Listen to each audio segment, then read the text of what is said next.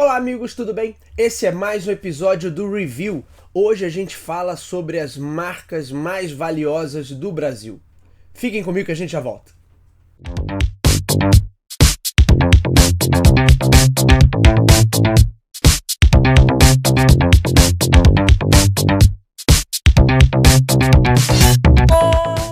Foi divulgado no início dessa semana, agora no dia 27 de março, a edição 2022/2023 do ranking da Interbrand, que aponta as marcas mais valiosas do Brasil. Foi até legal, engraçado, porque no último sábado eu encerrei uma turma de pós-graduação e a disciplina era justamente gestão de marcas e a gente estava falando sobre isso. E eu comentei, olha, tá para sair aí o ranking da Interbranding com as marcas mais valiosas do país. Então já aproveito para mandar um abraço para a galera lá do campus Maracanã, da turma de pós-graduação em marketing e vendas, aquela disciplina de branding que foi muito legal, né? Todas as discussões, todo o papo, toda a construção de conhecimento que a gente teve lá. E aí esse ranking da Interbrand, a Interbrand é uma empresa global especializada nesse tipo de auditoria de marca. Esse ranking traz as marcas mais valiosas. A gente vai dar uma passada por essas marcas aqui nesse material. Eu tenho as 25 marcas brasileiras mais valiosas e legal que somadas aqui elas têm valor de mercado superior a 153 bilhões de reais. Então a gente vai dar uma olhada nesse ranking, pelo menos ali nas primeiras colocações, olhar para algumas especificidades e tentar entender, falar um pouquinho sobre a metodologia que é usada para chegar a esse valor. Logo no topo do ranking, a gente tem o Itaú, né, com um valor de marca de 44,3 bilhões de reais. Em segundo lugar, você tem Bradesco, com valor de marca de 28,6 bilhões de reais. Em terceiro lugar, você tem Skol, com valor de marca de 18,8 bilhões de reais. Em quarto lugar, você tem Brahma, com 13,3 bilhões de reais. Em quinto lugar, você tem Banco do Brasil, com 10,3 bilhões de reais. Vamos até o décimo, pelo menos, né? Em sexto lugar, você tem Natura, com valor de marca de 9,7 bilhões de reais. Em sétimo lugar, outro banco, Nubank, com valor de marca de 3,8 bilhões de reais.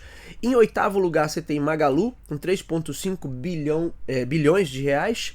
Em nono lugar, você tem Vivo, com 3,003 bilhões. Em décimo lugar, você tem Petrobras, com valor de marca de 3,003 também bilhões de reais. Na verdade, pela aproximação aqui, Vivo e Petrobras estão praticamente empatadas. Alguns casos aqui que acho que vale a pena a gente citar. 11º, você tem outra varejista, Renner, com 1,9 bilhão de reais. Em 12º, XP, serviços financeiros, né, 1,8 bilhão. Depois você tem Ipiranga com 1,2 bilhão. Aí vamos lá, acho que aqui vale um comentário. Você tem Havaianas aqui em 17º lugar, com 942 milhões de reais. Americanas, né, em 19º lugar, com toda a crise, com toda a questão ligada às lojas americanas, mas você tem Americanas aqui com valor de 844 milhões de reais. E aí até interessante que do último ranking, aqui Americanas registrou uma queda de 53%. Portanto, se a gente pegar a edição anterior desse ranking da Interbrand, fica muito claro que a Americana devia estar lá no top 10 ali, ou talvez muito próximo ali do top 5. Eu não vou pegar isso aqui agora para conferir, mas enfim, ela caiu 53% de valor. E aí você tem a presença grande de varejistas aqui, 21º Açaí e Atacadão, e muitos serviços financeiros. Você tem aqui 22º PagSeguro, mas você tinha aqui 18º Cielo, você tem a Claro também 15º, Localiza e Sul América ali ocupando 23ª e 24ª posição, respectivamente. Acho muito interessante que aqui aí você tem uma rede de drogarias também, Drogasil, em 14º lugar, acabou que eu falei as 25, né? E em 25º você tem Hering. Eu não sei se eu falei da PagSeguro aqui em 22º, mas enfim, tá aqui também. A gente acabou falando de todas. É interessante a gente olhar para essa composição do mercado brasileiro, principalmente olhando ali para a concentração nas top 5, né? Eu tenho 3 bancos, então Itaú, Bradesco, primeiro e segundo, Banco do Brasil em quinto e 2 marcas de cerveja na terceira e quarta colocação, Skol e Brahma. Isso já mostra um pouco sobre o que é essa metodologia da Interbranding. Só para vocês entenderem, né, existem diversas metodologias para você auditar uma marca e chegar a esse valor de mercado de uma marca. O valor de mercado de uma marca ele está sempre repleto de subjetividade, porque envolve alguns elementos que são subjetivos. Então eu tenho metodologias que vão olhar mais pelo aspecto financeiro, e aí eu tenho variáveis ali mais objetivas, por exemplo, quanto aquela marca consegue faturar, o quanto ela consegue agregar ao preço e à margem daquele produto em relação aos concorrentes que não possuem uma marca tão forte, o quanto ela potencializa de novos negócios. Esses são dados matemáticos que a gente consegue avaliar muito bem. Mas eu tenho também questões que são, de certa forma, mais subjetivas. Eu posso avaliar o quanto uma marca é querida, o quanto uma marca é lembrada, o quanto uma marca é representativa de uma determinada categoria de produto. Por exemplo, se eu pensar em cerveja, que é o caso aqui, terceiro e quarto lugar são marcas de cerveja, qual é a primeira marca que vem à cabeça? O que o consumidor lembra de cara, mesmo aquele que não bebe cerveja, né? Mas o que é referência para ele dentro daquela categoria de produto? Existe a questão também de relevância, de credibilidade, quais marcas inspiram mais credibilidade. Então você pode avaliar e auditar o valor de uma marca por N dimensões diferentes. O ranking da Interbranding, como eu disse, é uma empresa, uma consultoria global nessa área, ele tem os seus próprios critérios, mas existem outros rankings. Você tem o ranking, por exemplo, da BrandZ, da Kantar, você tem o ranking da Brand Finance, fora outros rankings de empresas menores que talvez façam análises mais locais, mais setorizadas, ou que façam análises mais dentro das plataformas digitais, ou que façam análises dentro de determinados setores específicos, ou que façam análises mais pelo campo da inovação e da perspectiva de crescimento que determinadas marcas têm. Ou seja, você tem N possibilidades aí. É por isso que existem diversos rankings diferentes, e toda vez que uma grande consultoria como essa solta um ranking, é claro que esses valores são uma grande referência, e é claro que para essas empresas que aparecem no ranking, isso é super importante, mostra o quanto aquele negócio ali, o quanto aquela marca está super valorizada e ela tem potencial de dar resultados positivos. Além do que já gera, ela tem muito potencial de dar resultados bastante positivos. No caso do ranking da Interbranding, é óbvio que eles não vão divulgar ali exatamente o passo a passo da metodologia, porque essas empresas são grandes empresas de consultoria, de auditoria, e é isso que elas vendem, né? A ideia do ranking é para que elas mostrem que elas são capazes de olhar com precisão ali e entender o potencial de cada negócio, porque na verdade a marca é sempre um ativo ali para potencializar melhores resultados dentro de um negócio.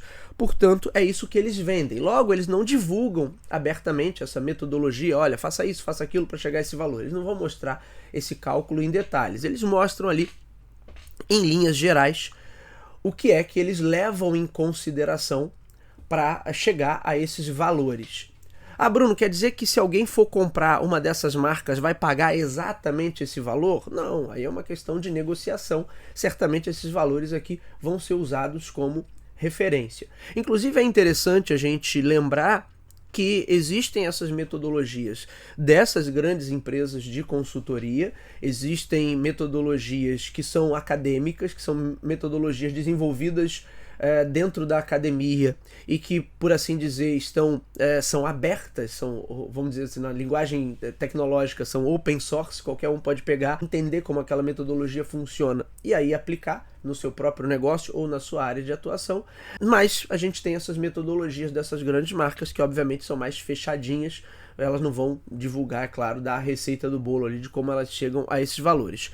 Aí eu tenho matérias aqui do Meio Mensagem, do PropMark, matérias também do BOL e tem o site da própria Interbrand que vocês podem acessar. Como de costume, eu estou deixando todos os links para que vocês possam conhecer esse conteúdo original. Mas uma coisa que é colocada aqui, de acordo com a pesquisa, 3 fatores foram cruciais para as marcas que apontaram maior crescimento: alinhamento, empatia e presença. Alinhamento é o quanto a organização está comprometida com a mesma estratégia. Empatia é o quanto a empresa responde de forma ativa e eficaz aos desejos e necessidades do consumidor. Presença se relaciona ao quanto a marca é considerada e relembrada no momento de decisão de compra, explicou Beto Almeida, CEO da Interbrand Brasil.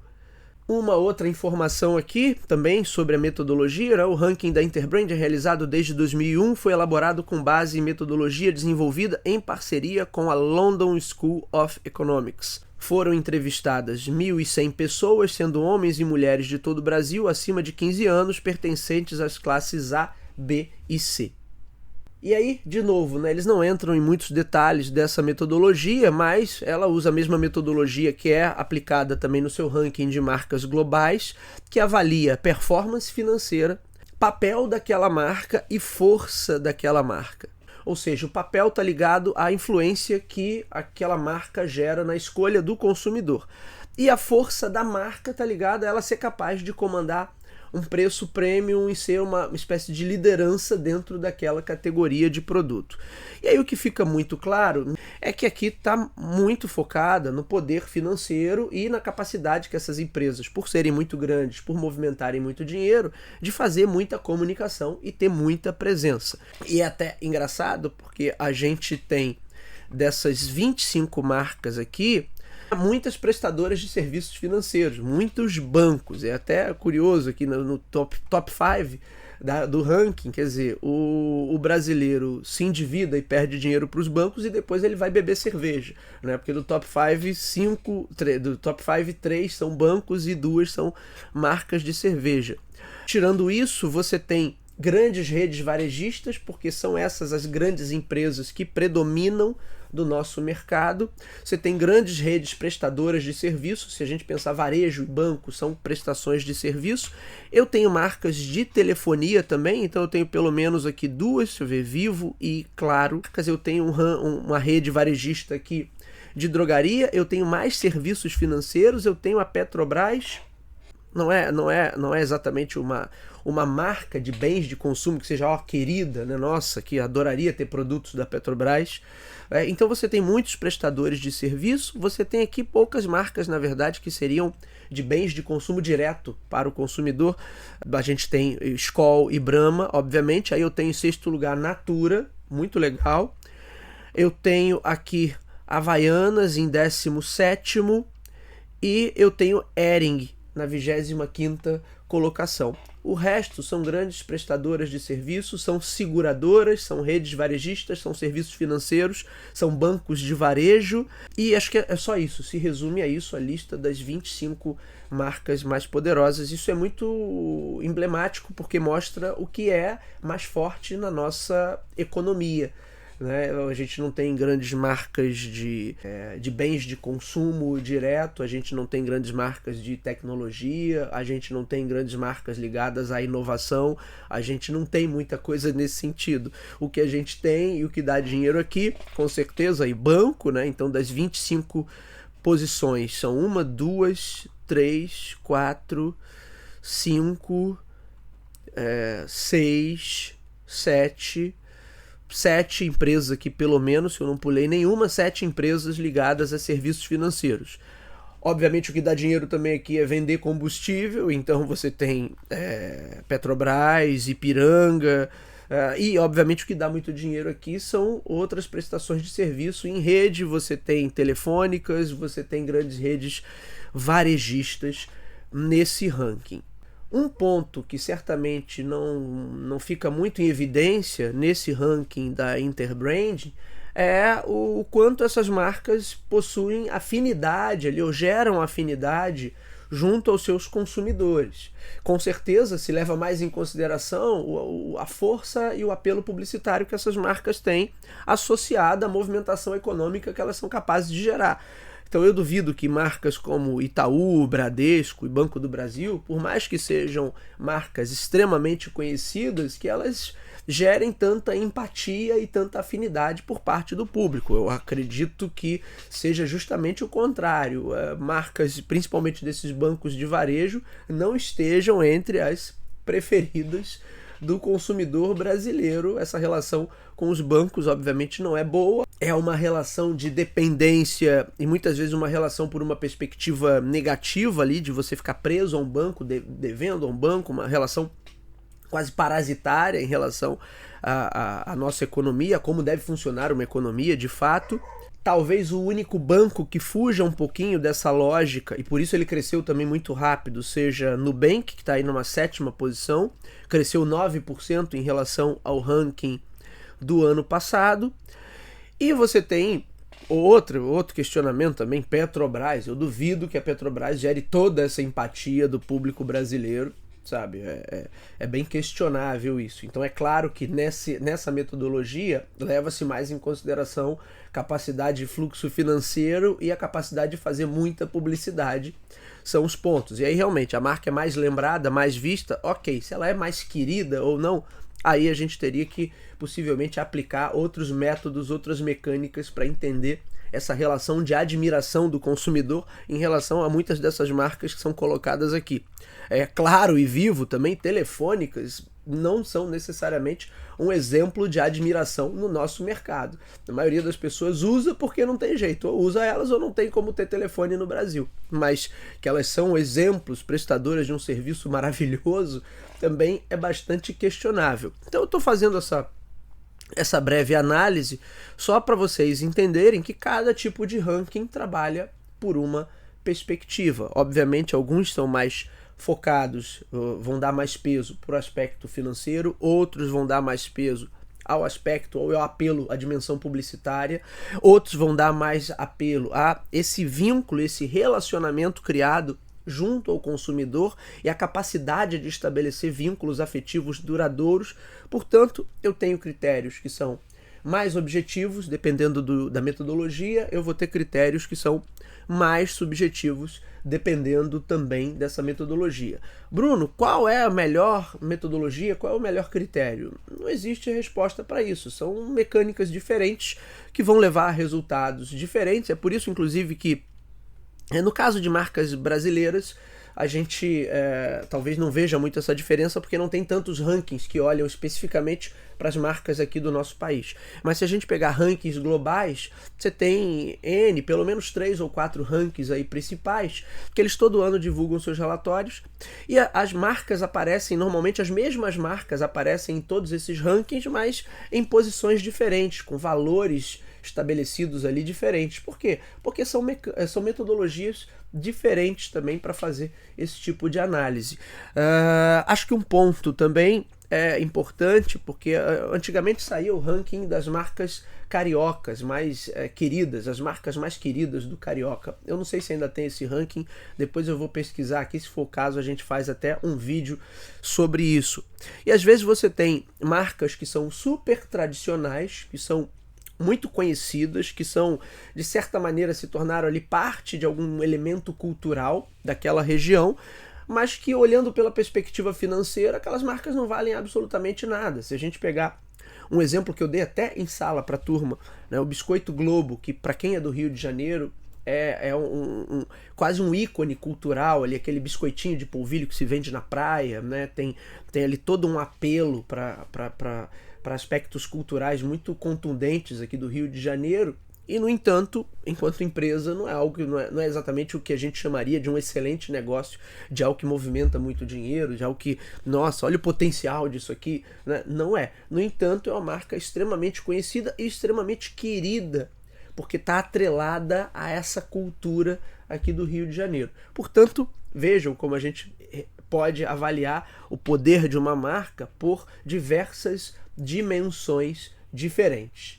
De qualquer maneira, né, acho que fica mais uma vez essa ponderação, esse ranking da Interbrand mostrando ali as marcas mais poderosas, né? Eu acho que chamaria das marcas mais valiosas e mais poderosas do mercado brasileiro, são um indicador muito claro de como a nossa economia está estruturada e quais são os tipos de negócios que prevalecem aqui, justamente pelo fato da economia estar estruturada da maneira que está, da gente ter pouquíssima capacidade de inovação, da gente ter capital muito concentrado, ter pouca distribuição, e pelo fato da gente ter uma hiperdependência em relação a algumas mecânicas, uma hiperdependência do sistema financeiro, do sistema de crédito, enfim, né? Acho que valeria aqui uma discussão, a partir desse ranking, valeria uma discussão bem interessante sobre o que é o cenário brasileiro, ok?